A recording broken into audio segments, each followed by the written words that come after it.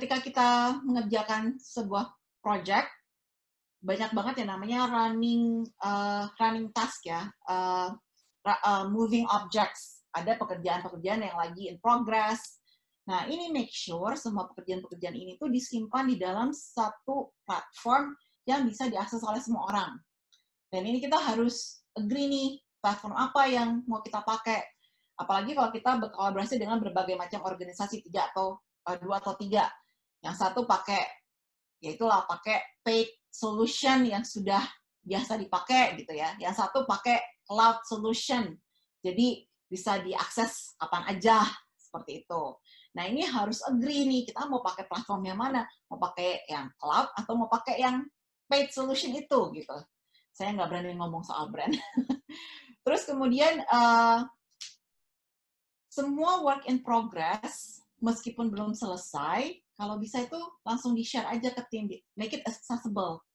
Kalau misalnya timnya punya waktu untuk review, nggak apa-apa. Jadi kalau misalnya timnya mau memberikan sebuah input, dia bisa ngerjain atau bisa memberikan komen di file tersebut secara langsung. Terus kemudian kalau misalnya ada progres yang terjadi di file tersebut, langsung dikomunikasikan. Jangan diem-diem aja. Terus nanti ketika bingung, ini file-nya ada di mana ya? Oh, itu kan udah saya kerjain. Kalau udah dikerjain pun, dikomunikasikan ke tim. Supaya orang tahu, oh ini sudah dikerjakan, maka saya bisa melanjutkan dengan pekerjaan yang lain. Dan juga, lagi-lagi ketika kita mau pakai tools atau platform, make sure platform tersebut bisa dimengerti atau bisa dipakai oleh stakeholder yang ada dalam kolaborasi tersebut. Jangan sampai pakai tools yang, aduh, yang tahu ini cuma satu orang itu aja. Jadi itu akan membuat repot ya. Itu akan memakan waktu untuk semua orang mempelajari. Itu bisa jadi kayak 70% waktunya habis untuk mempelajari cara memakai tools itu, 30% adalah mengerjakan proyek tersebut. It's a waste of time. Jangan sampai kayak gitu juga. Nah, ketika kita diskusi dan kolaborasi, biasakan untuk memvisualisasikan opini, input, atau pikiran kita. Jangan cuma sekedar, oh ini itu gitu ya. Wah bagus nih kalau misalnya kita bisa membuat konsepnya itu grand design. Grand design ada lampu lah, ada meja bulat di tengah-tengah, kemudian ada musik yang hypes lah, terus kemudian ada nanti kemudian marketingnya itu melibatkan berbagai macam universitas lah. Semua ide-ide tersebut harus ditulis secara visualize ya, secara visual supaya bisa dilihat orang. Dan itu juga membantu kita untuk menyamakan persepsi atau menyamakan pandangan ketika kita memahami opini satu dan yang lainnya. Biasanya kita memakai post-it kalau di Innovesia, ya. Terus kalau kita nggak pakai post-it, biasanya tuh yang ada akhirnya adalah tadi bahasapa.com. Udah meeting lama-lama 3 jam, tapi besok-besoknya itu tasnya nggak dilakukan. Kenapa? Karena yang nggak ada yang nyatet, nggak pernah ditulis di post-it, gitu. Kemarin bahas apa ya? Lupa. Terus, kalau misalnya memang susah untuk dijelaskan atau ditulis secara verbal, bisa digambarkan dalam sebuah kertas, gitu ya. Nah, kalau misalnya teman-teman punya kantor, ya kalau dulu sebelum kita semua pada WFH atau work from home, itu bikinlah sebuah war room. Secara literal artinya memang sih ruang perang ya, tapi war room itu adalah ruang untuk ideasi, di mana ketika kita mengerjakan sebuah project, segala sesuatu, segala komponen yang berkaitan dengan project tersebut adalah di situ. Pasti teman-teman ngerti yang namanya war room ya. Ada yang namanya timeline, ada yang namanya konsep, ada yang namanya desain, mungkin ada yang juga namanya coding, di situ juga ada source code. Di war room itulah kita bisa nulis, kita bisa ngobrol, dan kita bisa diskusi. Nah, selanjutnya ketika kita kolaborasi, yang namanya kolaborasi itu nggak cuma sekedar meeting yang banyak ya, tapi kita memang harus schedule a meeting secara regular. Nggak cuma tiap hari meeting tapi nggak jelas, atau meetingnya cuma sekali doang di depan, terus kemudian terakhir di belakang, atau ketika sama klien tidak. Nah, kita harus menjadwalkan meeting secara reguler untuk mengupdate progres dan juga untuk mengkoordinasikan berbagai macam pekerjaan atau task. Ketika kita menjadwalkan yang namanya meeting, ya make sure aja semuanya bisa attend meeting itu. Jadi kita harus bisa prioritasin mana sih yang lebih penting, meeting ini atau meeting yang lain gitu ya. Nah, kita harus menekankan kepada semua tim bahwa meeting ini penting karena akan mendelegasikan task. So far waktu itu kita pernah mengerjakan sebuah project ya, 2 bulan yang lalu, 3 bulan yang lalu, dan project ini udah kelar. Kita semua agree bahwa setiap hari Selasa kita akan meeting pagi jam 9 sampai jam 11. Dan 3 organisasi ini kumpul nih, on time, semuanya datang on time. Dan ketika kita ngumpul itu, ya kita agree on the channel.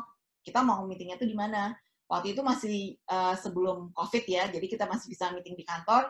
Tetapi pada saat masa COVID, kita agree, kita semua berkumpul lah di ya ini yang namanya Zoom yang sekarang kita pakai gitu. Kita nanti ngumpulnya di Zoom ya. Nah, terus ketika kita ngumpul di Zoom, itu nggak cuma semua orang videonya nyala, terus kemudian suaranya ada gitu, ngomong tidak, tetapi dalam Zoom itu sendiri, bahkan online meeting itu sendiri, itu sudah disiapkan ruangannya. Ruangannya itu pada saat itu kita mengerjakan workshop, karena kita baru selesai riset, kita harus mengerjakan namanya synthesizing-nya secara online, maka dibikinlah sebuah board di mana ada post-it secara online yang akan diisi oleh orang-orang yang terlibat dalam workshop ini, gitu ya, dalam tim kolaborasi tersebut. Jadi semua orang yang akan mengikuti meeting ini harus prepare, harus ada persiapan. Jangan sampai bahwa nanti meetingnya bahas apa ya, enggak. Nah, ketika sebelum meeting juga harus ada clear agenda. Dan clear agendanya itu nggak cuma sekedar membahas perkembangan project ABC, tidak bisa.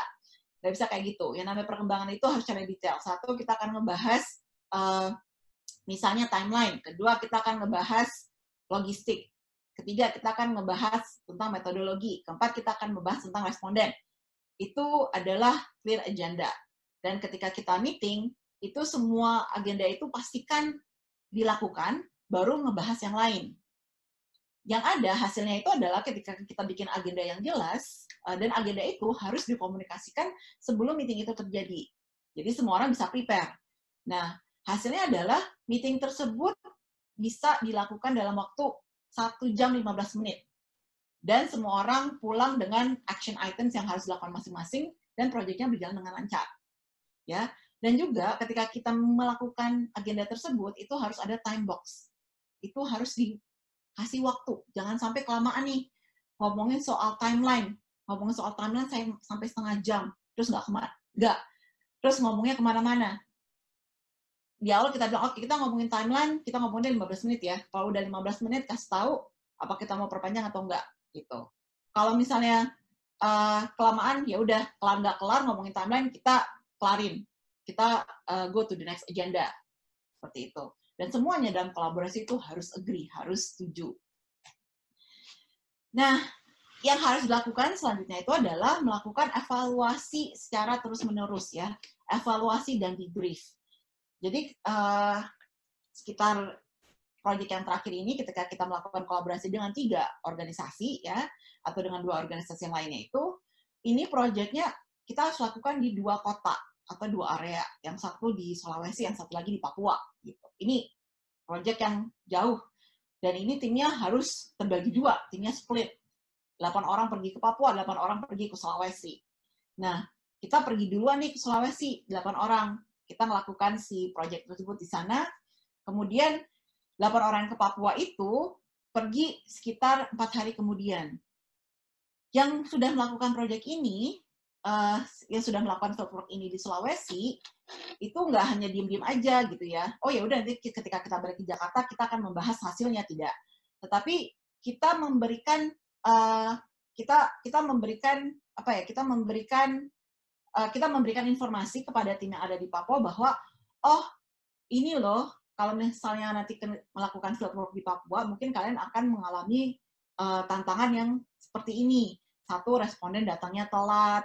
Kedua, respondennya nggak mau ngomong. Ketiga, nggak ada listrik, padahal kalian harus pakai kamera, harus ada lampu, begitu. Itu kita jelasin ke tim yang ada di Papua. Kita evaluasi, apa sih yang kurang, gitu ya. Karena ketika kita ngerjain project itu, segala sesuatunya itu tidak akan mungkin berjalan dengan lancar.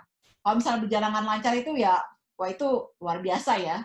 Kalau semua orang bilang, kesempurnaan itu hanya milik Tuhan gitu ya. Jadi yang namanya project berjalan dengan lancar 100% itu tuh bisa dibilang nggak mungkin. Nah, pasti ada glitches-nya, pasti ada error-nya gitu. Nah, evaluasi dan debrief ini untuk melihat sebenarnya apa sih yang terjadi waktu kita melakukan fieldwork tadi gitu ya. Apa sih yang bagus, apa sih yang harus diperbaiki, itu yang kita lakukan pada saat evaluasi. Kemudian juga kita recognize achievements. Wah, tadi si A keren loh, dia bisa loh ngerekam sambil memoderasi gitu. Terus juga kita membuka sebuah space untuk feedback. Untuk feedback ya, bagaimana caranya memperbaiki kolaborasi yang sudah ada. Misalnya, oh kok si A nggak banyak ngerjain apa-apa gitu ya. Jadi ketika kita lagi evaluasi, kita memberikan feedback. Lagi-lagi feedbacknya dikomunikasikan secara positif.